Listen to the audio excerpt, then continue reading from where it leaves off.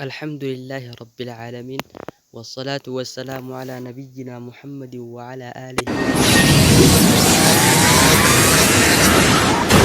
السلام عليكم ورحمة الله وبركاته.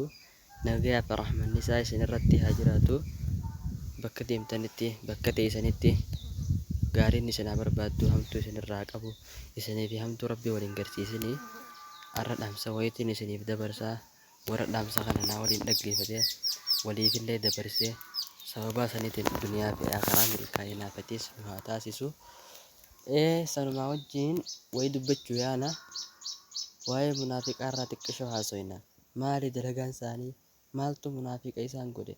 Akkamitti munaafiqa ta'an? Maali hojiin isaanii? Sanarraa dubbanna jechuudha.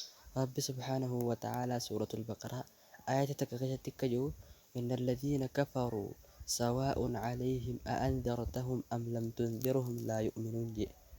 Ummata kuffaaraa kana isaanii dinniinuu baattu isaan bira wal maqita jee. Fahum laa yu'minuuna isaan namaa amanan jee akhiratti duuneellee ni khaanaattillee amanan jee isaan jara akkasiisan jechuudha. Jara mushrikaa jara kuffaara Qureeshiisan jarri akkasiisan yoo isaan sodaachiftee azaabaan jannataan isaan gammachiiftees hin amanan jee jarri akkasiisan Rabbi subhaanahu wa ta'aalaadha. نجينا من ذلك سنرى ربي ما قلنا والروان جاءنا ربي في رسول لجئه بقوم سي سببا سنة الدنيا في آخرة ملكه نها تاسسو دام سخي يقبابان أسرق لبما هنقا دام سبيراتي والقنا منون أما أصون في الندرة والننسى دام مدو دام سخنا قلبي تيتين چكسي نما افتبر سمال بجنان منافق يجون الذي يختلف قوله وعمله isa jechisaatii fi dalagaansaa wal dhabu wanni dubbatu fi dalagaansaa takkaa miti. Isa garaansaa hamaadhaa hagubbansaa islaamummaa fakkaatu islaama bira dhufeeti akkam jedhan nuti isaan maqqishnaa goona malee isaan bira jirra jedhan. Alaa innahum humul mufsiduuna walaakin laa yash'uruun. Dachee keessa badii dalagu jiraniif hin beekan malee rabbi qishna goona jedhan rabbiin ifiifuu isaan qishna godhe jira. Jarakka kanarraa fagaachuudhaan siidhaama wallahi dhaamsa lubbuutiyyaa kan lubbuutiyyaan jaaladhuun siidhaama faleessa yaa muslimaa. Wanni akkana hamtuu waan tanarraa hamtuu duniyaarraa hin argamtu. Tanaafuu waan akkana tanarraa fagaadhu khayrii hojjedhu nama khayriin barbaaddu khayriin bakka inni deeme jala deemtu si haa taasisu saniin si kadhadha atillee naa kadhadhu du'aayi hin dagatin munaafiqarra rabbi si haa fageessu. نبينا كم عليه الصلاة والسلام إن المنافقين في الدرك الأسفل من النار جي.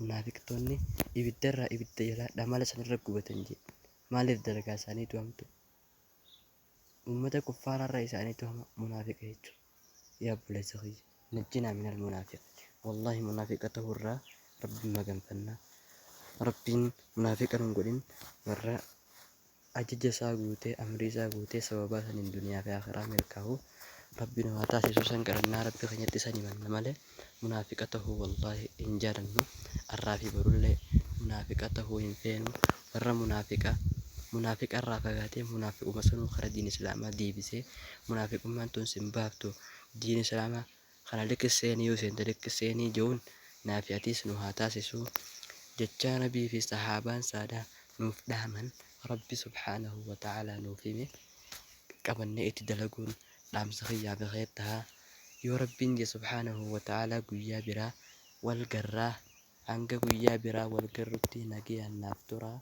وبالله التوفيق والسلام عليكم ورحمة الله وبركاته.